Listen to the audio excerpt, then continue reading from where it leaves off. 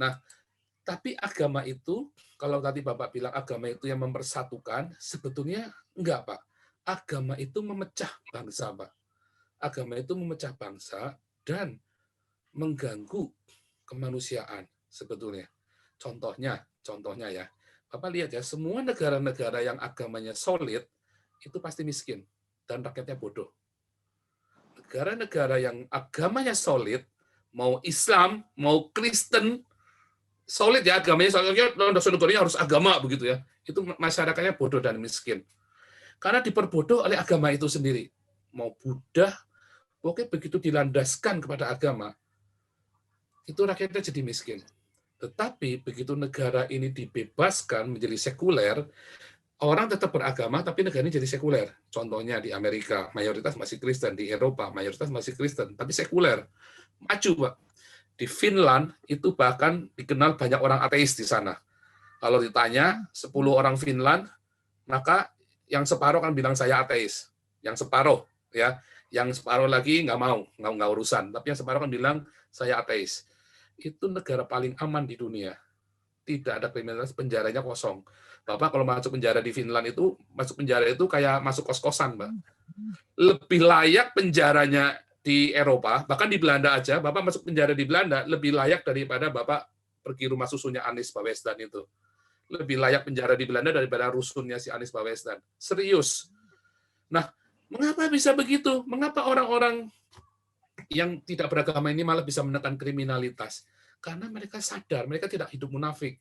Yang mereka kalau ditanya takut Tuhan, enggak. Mereka takut hukum. Mereka tidak takut Tuhan, mereka takut hukum. Bayangin coba. Mereka lebih takut sama hukum daripada takut sama Tuhan. Mengapa tidak ada pembunuhan terhadap orang-orang Islam?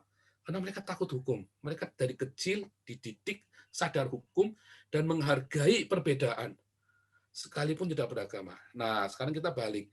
Mengapa bisa ada kebangkitan negara-negara oleh agama?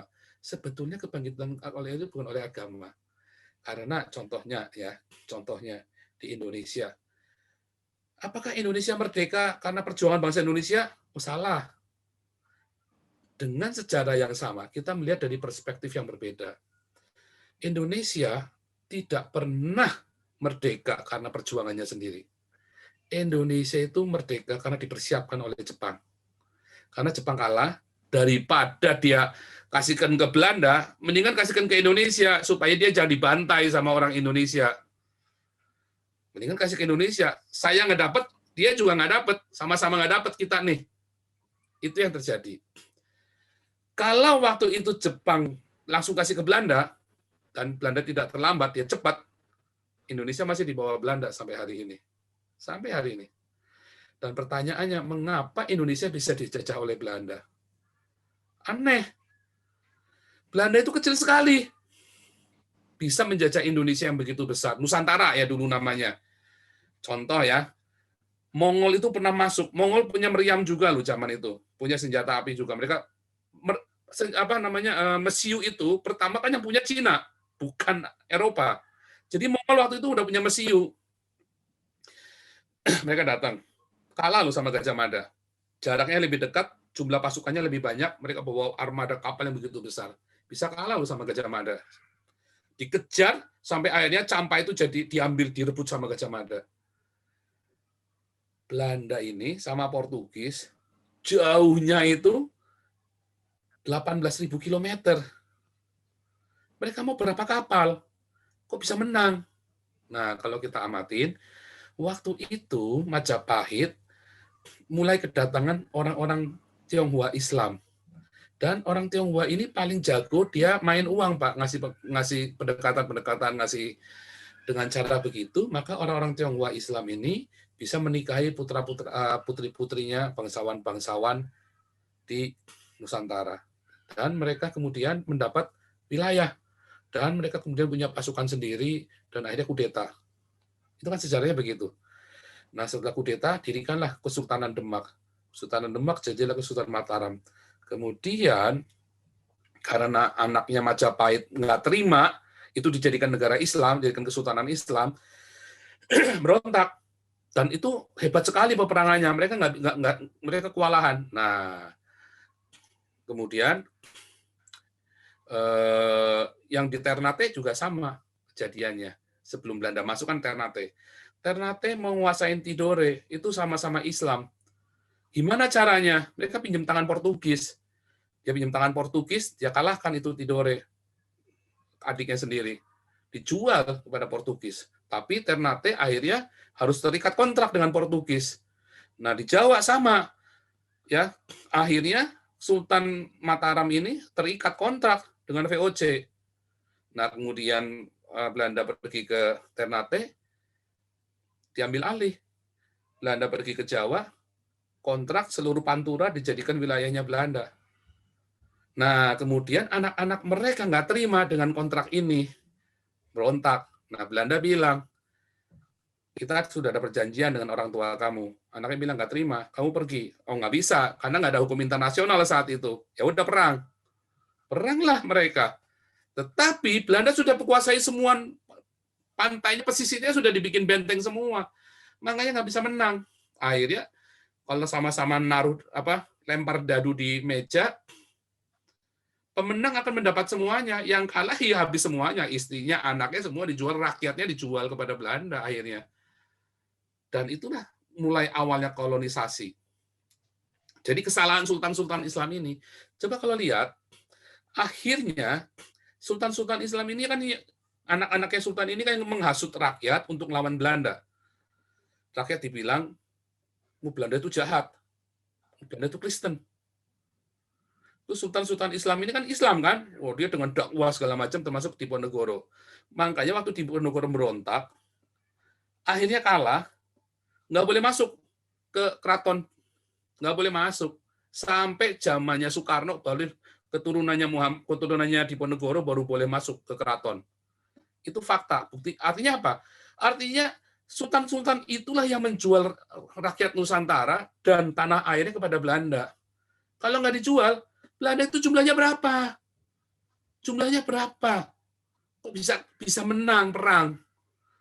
Oh, perang itu Belanda pintar. Ya, berarti orang jadi Islam jadi bodoh. Nah, sekarang kita balik ya, kita tengok lagi, mengapa di Indonesia Timur nyaris tidak ada perang melawan Belanda. Bahkan di zaman Belanda, Papua itu jauh lebih enak, lebih makmur daripada hari ini. Itu harus kita akui. Makanya di sini banyak sekali persiapan-persiapan Papua merdeka.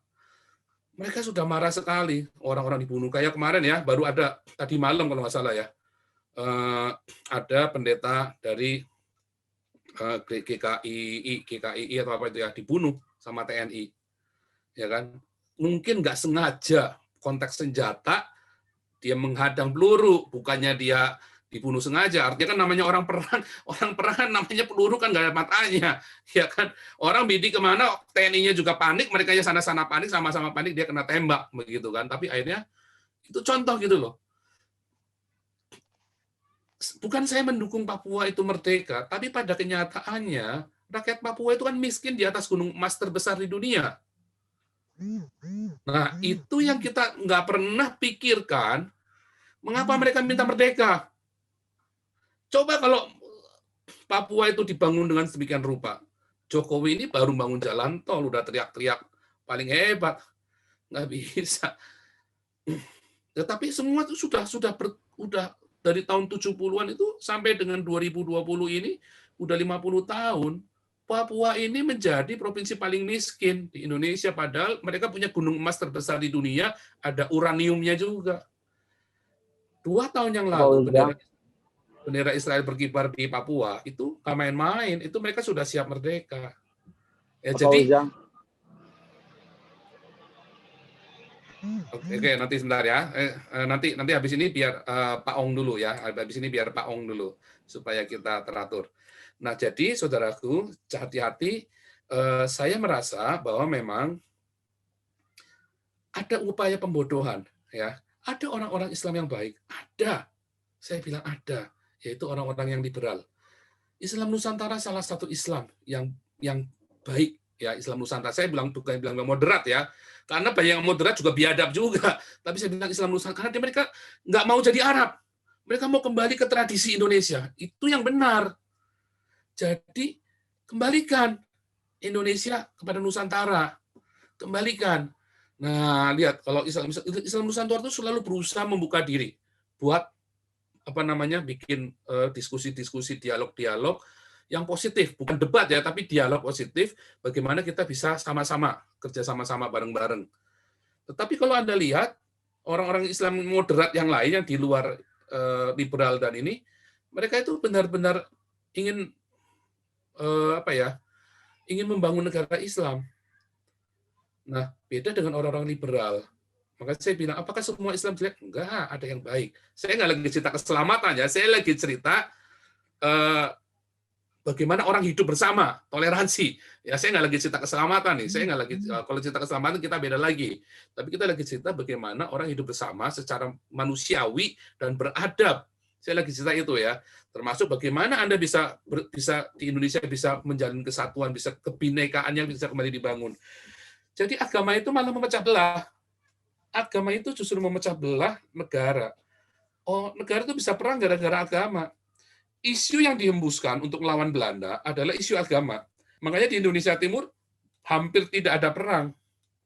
Hampir nggak ada perang. Karena saat itu Indonesia Timur, bahkan orang Belanda banyak menikah sama orang-orang Indonesia Timur. Banyak sekali di sini, Indo-Indo di sini. Di Belanda ini banyak sekali ya. Saya ketemu sama mereka itu laki-laki orang Ambon, laki-laki orang dari Papua, laki-laki mereka itu banyak bercampur, banyak menikah, campur-campur itu. Jadi mereka itu begitu menikmati hubungan itu, beda dengan yang di Jawa, yang Islam ini. Nah, apakah orang Belanda tidak menyesali kolonialisme? Oh ya, orang Belanda pun menyesali kolonialisme karena mereka menang perang, mereka kemudian semena-mena. Karena mereka menang perang, ya, dan mereka kunci semua orang-orang ini. Coba kita balik lagi. Kalau orang Indonesia mulai tinggalkan kolom agama, nggak usah beragama. Karena bertuhan itu beda dengan beragama. Bertuhan itu beda dengan beragama. Kalau Anda beragama, Anda akan mengutamakan institusi agama, termasuk agama Kristen. Nggak usah. Termasuk agama Islam, agama Kristen, bubarin semua itu, udah nggak usah. Bertuhan itu sangat berbeda dengan beragama. Banyak orang-orang Eropa ini yang ateis, tetapi mereka jauh lebih memiliki kasih daripada orang yang pergi ke gereja. Mereka penuh kasih, mereka terima buka rumahnya, mereka begitu banyak charity, banyak amal. Saya nggak lagi cerita keselamatan. Keselamatan urusan nanti. Anda sendiri aja yang sering ke gereja aja, Anda belum tentu percaya Yesus. Sama tadi yang Bapak tadi, Pak Khalid tadi bilang, orang Islam itu paling di Indonesia cuma 10%. Oh, kurang dari 10%. Dulu kita pernah bahas sama-sama di kajiannya orang anak buahnya Sumanto Al-Qurtubi ya, nggak nyampe malah. Banyak orang ngerti nggak nyampe 10%. Dan itulah orang-orang yang baik, orang-orang Islam yang baik ini, yang akhirnya kemudian menjadi Islam Nusantara kayak Gus Dur segala macam itu ya. Yang mereka berusaha menyadarkan, kita ini hidup di dunia nggak sendirian loh. Kebenaran itu bukan cuma milik kita. Sama saya kan berkata, tadi kita di luar kekristenan, bahwa kita jangan cerita kebenaran agama, kebenaran Yesus Kristus jalan keselamatan. Tapi kita lagi cerita mengapa orang Islam sulit menerima kebenaran. Karena diajari kebencian tadi, Pak. Yang Bapak bilang, memang diajari untuk benci.